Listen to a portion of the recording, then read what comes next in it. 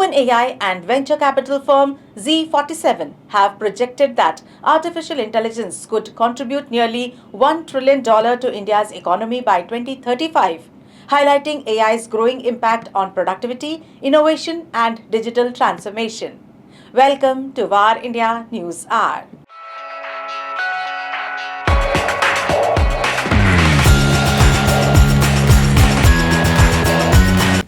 A report noted that India has emerged as the world's second largest AI consumer market after the United States, with more than 100 million weekly ChatGPT users.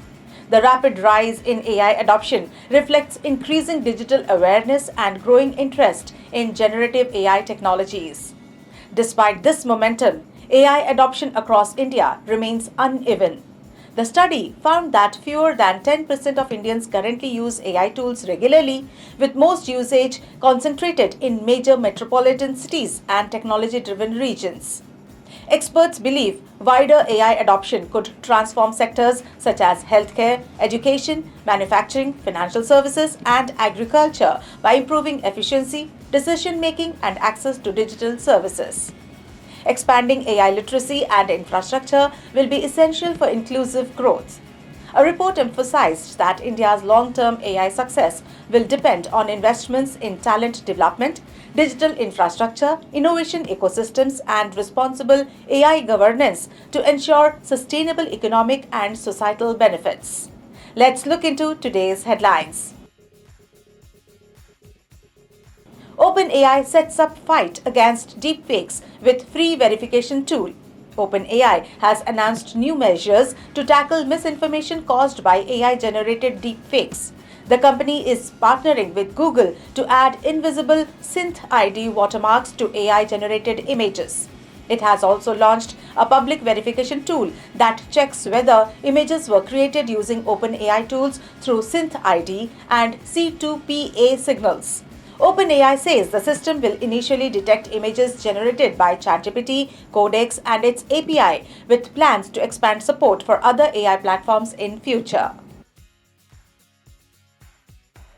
The government warns users against fake international calls using +91 numbers.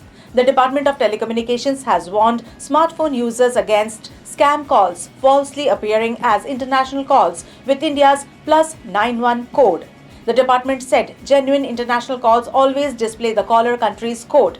Officials said fraudsters are using spoofed numbers to pose as telecom staff, police, bank officials, and delivery agents to steal personal and banking details. Users have been advised not to share sensitive information and to report suspicious calls through the Sanchar Sathi platform as part of the government's cyber safety campaign. Apple may add Google Cast and AI Health Coach to iOS 27. Apple is reportedly preparing major AI and health upgrades for iOS 27 and watchOS 27. According to reports, the update may include an AI-powered health coach, improved Apple Watch heart rate tracking, and smarter Genmoji image generation features. Apple is also expected to allow third-party streaming protocols like Google Cast in the European Union, potentially reducing reliance on AirPlay. Some features, including the AI Health Assistant under Project Mulberry, could arrive later in the iOS 27 release cycle. The government asks firms to fix critical cyber flaws within 12 hours. India's cybersecurity agency CERT-In has advised organizations to fix critical cybersecurity flaws within 12 hours wherever possible to prevent cyber attacks. In a new guideline, the agency warned that AI-powered tools are making hacking, phishing, and malware attacks faster and more dangerous. CERT-In has asked companies to quickly patch vulnerable systems, strengthen monitoring, and improve cyber audits. The agency also cautioned against unsafe use of public AI platforms and said organizations must adopt stronger and more flexible cybersecurity measures to tackle the evolving digital threats. Schneider Electric bets big on India's growing data center market. Schneider Electric says its data center business in India is expected to grow much faster than its overall operations in the coming years. The growth is being driven by rising demand for AI, cloud services, and digital infrastructure.